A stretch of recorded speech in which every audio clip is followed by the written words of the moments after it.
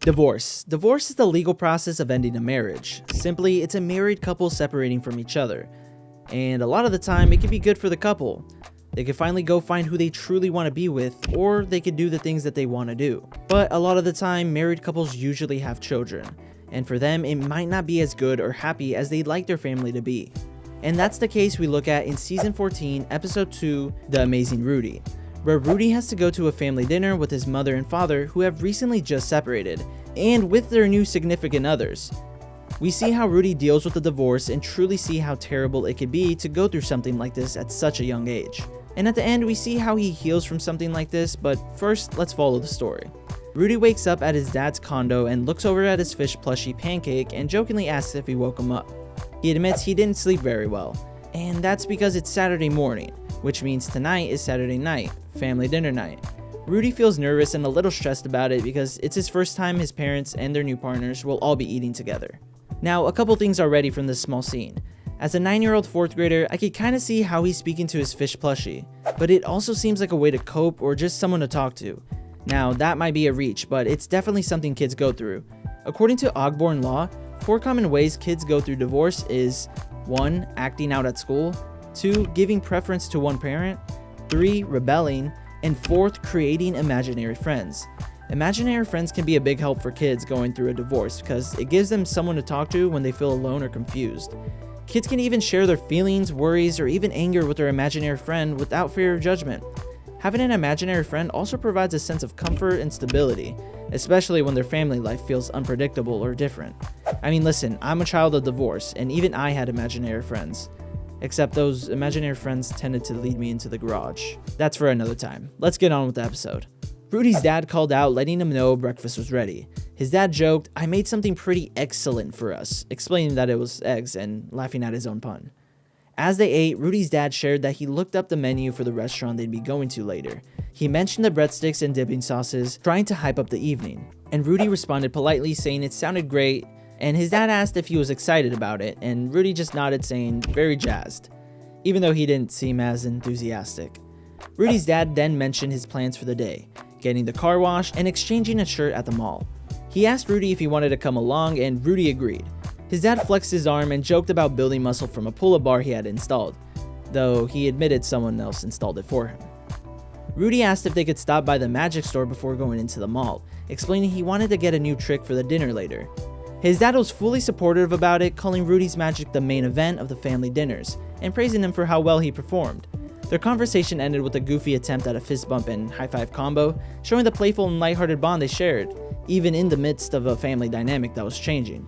Now, this scene was quite awkward when I first watched it, but also quite sad when I watched it the second time. You see, Rudy's not the only one having to deal with a divorce. It's also his father. Rudy's father is just as nervous as his son Rudy. I mean, he has to meet his ex-wife's new boyfriend and introduce his new girlfriend to his ex-wife. If I was Sylvester, I'd be feeling pretty weird as well. But you can see the effort Rudy's dad puts into it. He's trying to cheer him up and just make things normal. When in fact they're not normal, and we can see that through Rudy's stale emotions here. Some advice to parents to make things feel better and a bit normal for kids going through this is to keep routines the same, show love, and spend time together. You could cheer kids up with jokes, favorite activities, or small treats like going out or making a favorite meal. It's also important for parents to listen to how their kids feel and talk with them. Even though things have changed, you parents can make kids feel safe by spending time with them, showing you care, and staying involved with their lives. So when Rudy and his dad arrived at the magic shop, Rudy stopped them from going inside with him, explaining that magicians must keep their trips to magic shops secret. Rudy assured his dad that he didn't need any money because he still had some left over from mowing a lawn, though he joked about how he learned he was allergic to grass during that experience. Inside the shop, Rudy was greeted warmly by Esmeralda, the shop worker, who teased him about her business partner being away at a Cape conference in Cape Cod. Rudy explained that he was looking for a trick that could impress people in the restaurant, something that could start conversations and bring people together. Most importantly, it needed to be under $13. Esmeralda showed him a few ideas, including a scarf trick and some rings, but she ultimately recommended a trick involving sodium polyacrylate, a substance perfect for a restaurant setting. Rudy was intrigued and decided to go with it. Esmeralda joked about Rudy being old enough for a cocktail, to which Rudy played along, making a joke about feeling 35. Rudy ended the conversation with a laugh, enjoying the lighthearted moment. Although the scene was short, there's something small to take away from here. It seems Rudy is really trying to make things better / normal for him by doing a magic trick for everyone. His effort is actually really healthy, and if you or someone you know is going through a divorce, I definitely suggest this kind of approach, even if it may be hard for you to understand. So at the car wash, Rudy's dad started to bring up something about the dinner they had planned for that evening. His dad started with, "Rudy, about tonight," and Rudy just kind of blankly replied, "Yep, I'm jazzed, woo." And his dad was just kind of agreeing with him and kind of, hesitating quite a bit. And he tried to continue saying, "I know these dinners, you've always been a trooper, and tonight might be a little different, guest list wise." And just as he was trying to explain, the car wash's loud machine kicked in, making it hard to talk. He continues on saying, "I was just saying," while he attempted, but the noise kind of drowned him out. Struggling to be heard, his dad yelled back, "I think Paul's very nice." Confused, Rudy kind of yelled, "What?" And this kind of happened throughout the whole scene. This goes to show how weird it is for the whole family. I mean, Rudy's dad is trying to make things less weird and say that his ex-wife's new boyfriend is a nice guy, and he's just awkwardly bringing this up during a car wash. Anyways, Rudy and his dad go to the mall, and Rudy decides to go off on his own to get a hat. Meanwhile, the Belcher family was nearby, discussing what to buy for Grandma and Grandpa's anniversary. Rudy watched over the Belcher family intently, which is kind of weird, but it makes sense. Maybe Rudy was feeling a sense of sadness or jealousy, and the fact that he's watching a family all together probably makes him feel some type of way. Rudy then wanders over to the group and greets Luis and everyone else. Rudy explained that he was just looking for hats, and Linda decided to include Rudy in their shopping by asking him what's a better gift for their grandparents' anniversary. But he was just kind of caught off guard and a little confused. The Belchers laughed it off as Jean interjected saying, "Let's just pick something and pay for it, please. We've got to get home for my Jean got a B- dinner." Jean is quite excited and declared that he gets to pick any dinner he wants because he got a B- at school, and he decided to pick his loaded baked potato lasagna. Bob, looking unsure though, he asked Jean if he's sure he doesn't want to choose something else, and Luis turned to Rudy and invited him over for dinner. "You should come. I think it's going to be one of the worst foods we've ever tried." Rudy smiled but declined because he has plans. Luis teased him, saying that he's fancy, and Jean just chimed in asking if he's going to the opera, and if he is, to watch out for phantoms. Rudy clarified that it's just purely a family thing, and as Rudy turned to leave, he said goodbye, adding a "see you at school," and Luis just said, "I'm not sure I'm gonna go anymore, but if I do, I'll look you up." Rudy laughed it off, and with that, Rudy headed off, leaving the Belchers to their chaotic gift shopping. Now, this scene is purely about the relationship of Luis and Rudy. Now, at this moment of the episode, it almost felt out of place, because why are we seeing the Belchers if this episode is about Rudy and his situation? Well, other than the fact that it's called Bob's Burgers, it actually shows something very important, and that's Rudy's and Luis's friendship. I mean, it can't be a normal one either because she literally invites him over for dinner and is able to joke around with him, so she must feel comfortable around Rudy, and I think we all need a friend just like that. But we'll get more into that a little later. So at Rudy's dad's apartment, Rudy and his father were getting ready for their monthly "We're Still a Family" dinner. These dinners were a chance for Rudy, his mom, and his dad to spend time together. Even though things had changed, this time Rudy's dad mentioned that there would be new faces at the table: his friend Vicky and Rudy's mom's friend Paul. As they prepared for the night, Rudy's dad fussed over his outfit, debating whether to tuck in his shirt or leave it untucked. He worried about looking awkward and joked about his puffy underwear look when tucking in the fabric. Rudy, meanwhile, couldn't decide if he wanted to wear his hat or carry it. They both tried to reassure each other, deciding that at the end they looked fine and it was time to leave. In the car, Rudy's dad checked to make sure Rudy was comfortable, asking about the temperature and pointing out that Rudy had brought his backpack, which had all his magic tricks. These tricks were a staple at family dinners, and Rudy's dad hyped him up, calling him the amazing Rudy. As they talked, Rudy's dad reflected on the dinner plans, mentioning how much he appreciated these family get-togethers. He stumbled over his words as he tried to sort out the dynamics of the evening, nervously explaining the new additions to their dinner group, but Rudy could tell that his dad was a little anxious and pointed it out gently. His dad admitted he was nervous and joked about how he sometimes rambled. He even asked Rudy to kick him under the table if he started talking too much at dinner. Rudy agreed, offering his dad a little support as they headed toward what was sure to be an interesting evening. Now again, this all ties back to the car wash scene. His dad is super nervous about this evening.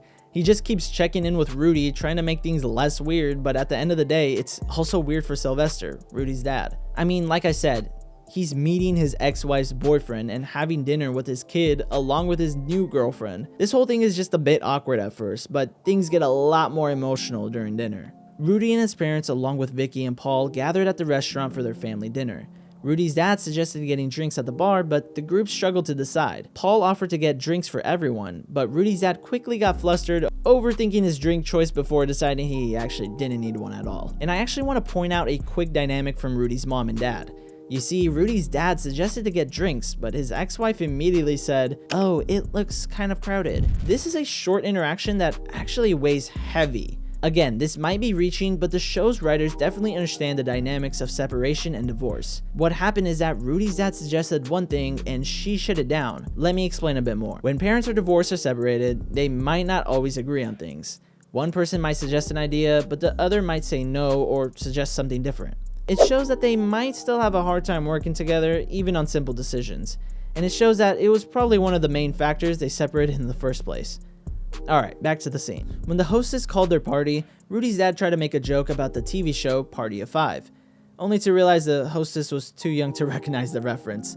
The group was then led to their table, and at the table, Rudy performed his magic trick, introducing himself as Rudy, the Legionary Visionary, something he's been working on. He asked everyone to inspect a plastic cup to confirm it was normal. Then he poured water into the cup and confidently began the trick. But something went terribly wrong. Instead of disappearing, the water spilled right onto the table, drenching Vicky's pants. Rudy apologized, explaining that the trick involved sodium polyacrylate, an absorbent material found in diapers. He hadn't waited long enough for the powder to work, so while everyone reassured him that it was fine, Rudy just felt embarrassed.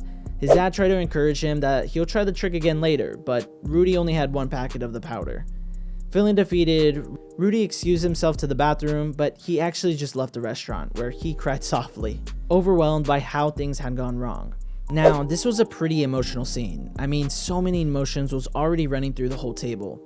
And just to make things worse, Rudy spills something on his father's new girlfriend. It's almost as if the night couldn't get any worse, and it literally did.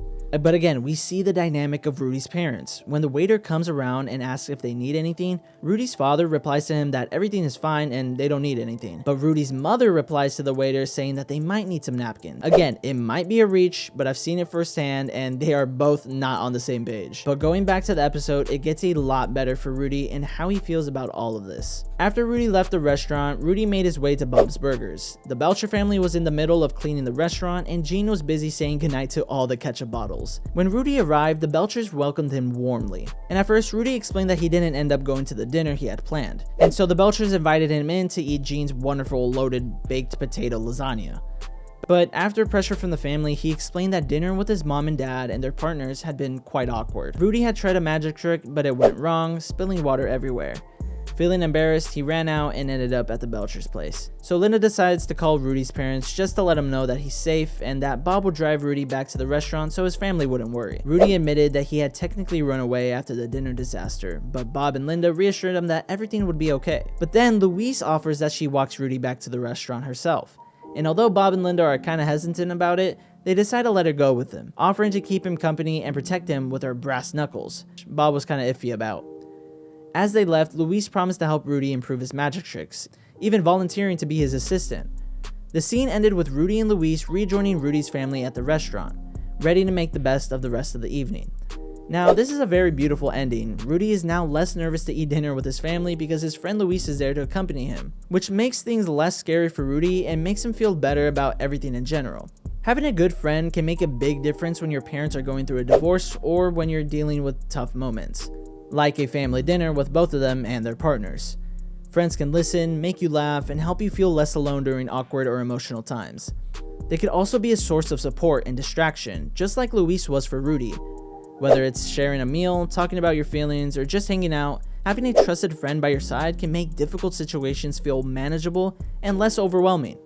So, watch this video if this episode made you tear up.